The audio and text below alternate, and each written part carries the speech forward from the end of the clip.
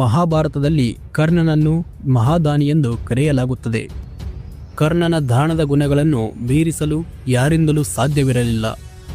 ಕರ್ಣ ಪಾಂಡವರ ಕುಲದವನಾಗಿದ್ದರೂ ಕೌರವರ ಸೇನೆಯಲ್ಲಿ ನಿಂತು ಯುದ್ಧವನ್ನು ಮಾಡಿದವನು. ಕರ್ಣನನ್ನು ಕರ್ಣಕುಂಡಲ ಧಾರನೆಂದು ಕರೆಯಲಾಗುತ್ತದೆ. ಕರ್ಣನು ಧರಿಸುವ ಕುಂಡಲ ಅಂದರೆ ಕರ್ಣನ ಕಿವಿಯೋಲೆ ಮತ್ತು ಕವಚಗಳು ಆತನ ಶೌರ್ಯದ ಸಂಕೇತವಾಗಿತ್ತು.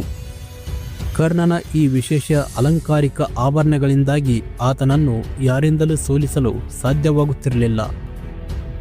ಎಲ್ಲಿಯವರೆಗೂ ಕರ್ಣನ ಮೈಮೇಲೆ ಕರ್ಣಕುಂಡಲ ಮತ್ತು ಕವಚಗಳು ಇರುತ್ತವೆಯೋ ಅಷ್ಟು ಸಮಯ ಆತನನ್ನು ಸೋಲಿಸುವುದು ಅಥವಾ ಕೊಲ್ಲುವುದು ಸಾಧ್ಯವಿಲ್ಲವೆಂಬುದು ಮಹಾಭಾರತದಲ್ಲಿ ಶ್ರೀಕೃಷ್ಣನಿಗೆ ಚೆನ್ನಾಗಿಯೇ ತಿಳಿದಿತ್ತು. ಈ ಕಾರಣಕ್ಕಾಗಿ ಕೃಷ್ಣನು ಮಹಾಭಾರತದ ಯುದ್ಧದಲ್ಲಿ ಇಂದ್ರನ ಬಳಿ ಕರ್ಣನ ಕರ್ಣಕುಂಡಲ ಮತ್ತು ಕವಚಗಳನ್ನು ತೆಗೆದುಕೊಂಡು ಬರುವಂತೆ ಹೇಳುತ್ತಾನೆ. ಒಬ್ಬ ವ್ಯಕ್ತಿಗೆ ಅಷ್ಟೊಂದು ರಕ್ಷಣೆಯನ್ನು ನೀಡುತ್ತಿದ್ದಂಥ ಕರ್ಣಕುಂಡಲ ಮತ್ತು ಕವಚದಲ್ಲಿ ಅದ್ಯಾವ ಶಕ್ತಿ ಅಡಗಿತ್ತು ಎಂಬುದನ್ನು ಈ ವಿಡಿಯೋದಲ್ಲಿ ಸಂಪೂರ್ಣವಾದ ಮಾಹಿತಿಯೊಂದಿಗೆ ತಿಳಿದುಕೊಳ್ಳೋಣ. ವಿಡಿಯೋ ತುಂಬ ಇಂಟ್ರೆಸ್ಟಿಂಗ್ ಆಗಿರ್ತದೆ. ವಿಡಿಯೋನ ಕೊನೆ ತನಕ ನೋಡಿ ಅಂತ ಹೇಳ್ತಾ ಬನ್ನಿ ವಿಡಿಯೋನ ಶುರು ಮಾಡೋಣ.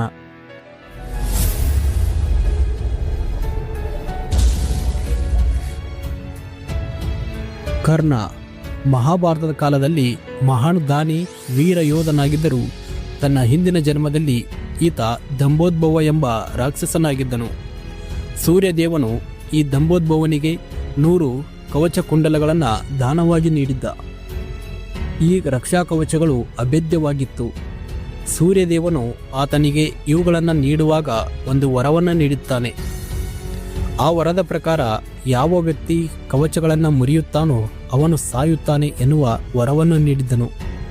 ಹಿಂದಿನ ಜನ್ಮದಲ್ಲಿ ಶ್ರೀಕೃಷ್ಣ ಮತ್ತು ಅರ್ಜುನನ ಅವತಾರವಾದಂತಹ ನರ ಮತ್ತು ನಾರಾಯಣರು ಕರ್ಣನ 99 ರಕ್ಷಾ ಕವಚಗಳನ್ನು ಮತ್ತು ಕಿವಿಯೋಲೆಗಳನ್ನು ಮುರಿದಿದ್ದರು.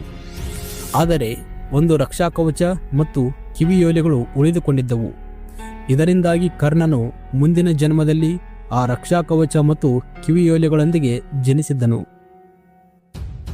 ಮಹಾಭಾರತದ ಕಥೆಯಲ್ಲಿ ಉಲ್ಲೇಖಿಸಿರುವ ಪ್ರಕಾರ ಕರ್ಣನ ಕುಂಡಲ ಮತ್ತು ಕವಚವು ಅದ್ಭುತವಾದ ಆಯುಧವಾಗಿದ್ದು ಅದನ್ನು ಯಾರಿಂದಲೂ ಭೇದಿಸಲು ಸಾಧ್ಯವಿರಲಿಲ್ಲ. ಈ ರಕ್ಷಾ ಕವಚವು ಕರ್ಣನೊಂದಿಗೆ ಅದೃಶ್ಯ ರೂಪದ ಶಕ್ತಿಯನ್ನು ಒಳಗೊಂಡಿತ್ತು. ಈ ರಕ್ಷಾ ಕವಚದ ಮೇಲೆ ಯಾವುದೇ ಆಯುಧವು ಯಾವುದೇ ಪರಿಣಾಮವನ್ನು ಬೀರುವುದಿಲ್ಲ. ಯಾವುದೇ ಅಸ್ತ್ರ ಅದೆಷ್ಟೇ ಶಕ್ತಿಶಾಲಿಯಾಗಿದ್ದರೂ ಅದು ಕರ್ಣನ ಈ ರಕ್ಷಾ ಕವಚವನ್ನು ಭೇದಿಸಲು ಸಾಧ್ಯವಿಲ್ಲ. ಸೂರ್ಯನೇ ನೀಡಿದಂಥ ರಕ್ಷಾ ಕವಚದ ಮುಂದೆ ದೈವಿಕ ಆಯುಧಗಳು ಸಹ ವಿಫಲವಾಗುತ್ತಿದ್ದವು. ಕರ್ಣನ ಕಿವಿಯೋಲೆಗಳು ಸೂರ್ಯನಂತೆ ಹೊಳೆಯುತ್ತಿದ್ದವು.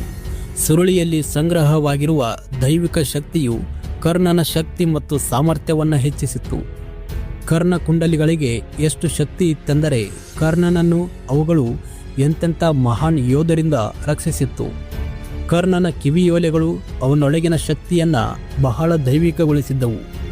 ಇದರಿಂದಾಗಿ ಅವನು ತನ್ನ ಜೀವನದಲ್ಲಿ ಎಷ್ಟೇ ದೊಡ್ಡ ಸವಾಲುಗಳನ್ನು ನೋಡಿದರೂ ಅದಕ್ಕೆ ಹೆದರುತ್ತಿರಲಿಲ್ಲ. ಒಬ್ಬ ಯೋಧನಿಗೆ ಅವನ ಆತ್ಮಸ್ಥೈರ್ಯವೇ ದೊಡ್ಡ ಶಕ್ತಿಯಾಗಿದ್ದು ಅದರ ಮೂಲಕ ಯೋಧನು ಯುದ್ಧ ಭೂಮಿಯಲ್ಲಿ ಏಕಕಾಲದಲ್ಲಿ ಅನೇಕ ಯೋಧರನ್ನು ಸೋಲಿಸುವ ಸಾಮರ್ಥ್ಯವನ್ನು ಹೊಂದಿರುತ್ತಿದ್ದ.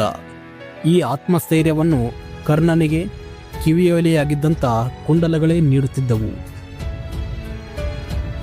ಕರ್ಣನನ್ನು ಏನೇ ಮಾಡಿದರೂ ಅವನ ಕುಂಡಲ ಮತ್ತು ಕವಚಗಳನ್ನು ಹೊಂದಿರುವ ತನಕ ಆತನನ್ನು ಸೋಲಿಸಲು ಸಾಧ್ಯವಿಲ್ಲವೆಂಬುದು ಶ್ರೀಕೃಷ್ಣನಿಗೆ ಮೊದಲೇ ತಿಳಿದಿತ್ತು. ಹಿಂದಿನ ಜನ್ಮದ ನರ ಮತ್ತು ನಾರಾಯಣರು ಮಹಾಭಾರತ ಕಾಲದಲ್ಲಿ ಅರ್ಜುನ ಮತ್ತು ಶ್ರೀಕೃಷ್ಣರಾಗಿ ಜನ್ಮ ಪಡೆದುಕೊಂಡಿದ್ದರು. ಕರ್ಣನ ಕವಚ ಮತ್ತು ಕಿವಿಯೋಲೆಗಳನ್ನು ಕೇಳಲು ಇಂದ್ರದೇವನನ್ನು ಶ್ರೀಕೃಷ್ಣ ಕಳುಹಿಸಿದ್ದನು. ಇಂದ್ರದೇವನು ಋಷಿಯಂತೆ ವೇಷ ಧರಿಸಿ ಕರ್ಣನಿದ್ದಂಥ ಕುಟೀರಕ್ಕೆ ಬರುತ್ತಾನೆ. ಬಂದಂಥವನೇ ಭಿಕ್ಷಾಂದೇಹಿ ಎಂದು ಕೂಗಿದ. ಅದಕ್ಕೆ ಕರ್ಣ ಏನು ಬೇಕು ಗುರುವರ್ಯ ಎಂದು ಕೇಳಿದ. ಇದಕ್ಕೆ ಇಂದ್ರದೇವನು ನಿನ್ನಲ್ಲಿದ್ದಂತಹ ಕವಚ ಕುಂಡಲಗಳು ಬೇಕು ಎಂದು ಕೇಳುತ್ತಾನೆ. ಇದಕ್ಕೆ ಕರ್ಣ ಸಂಪೂರ್ಣ ಮನಸ್ಸಿನಿಂದ ಒಪ್ಪಿಕೊಂಡು ಅವುಗಳನ್ನು ದಾನ ಮಾಡುತ್ತಾನೆ. ಈ ರೀತಿಯಾಗಿ ಕರ್ಣ ತನ್ನ ಶಕ್ತಿಯನ್ನೆಲ್ಲ ಕಳೆದುಕೊಳ್ಳುತ್ತಾನೆ ಮತ್ತು ಅರ್ಜುನನೇ ಬಾಣಕ್ಕೆ ಗುರಿಯಾಗಿ ಸಾವನ್ನಪ್ಪುತ್ತಾನೆ. ಕರ್ಣನಿಗೆ ಆತನು ಧರಿಸಿದಂತಹ ಕುಂಡಲ ಮತ್ತು ಕವಚಗಳೇ ಶಕ್ತಿಯ ಮೂಲ ಕೇಂದ್ರವಾಗಿತ್ತು. ಅವನನ್ನು ಸೋಲಿಸಲು ಯಾವುದೇ ಯೋಧರಿಂದ ಸಾಧ್ಯವಾಗದೇ ಇರಲು ಈ ಎರಡು ಆವರಣಗಳೇ ಮುಖ್ಯ ಕಾರಣವೆನಿಸಿಕೊಂಡಿತ್ತು.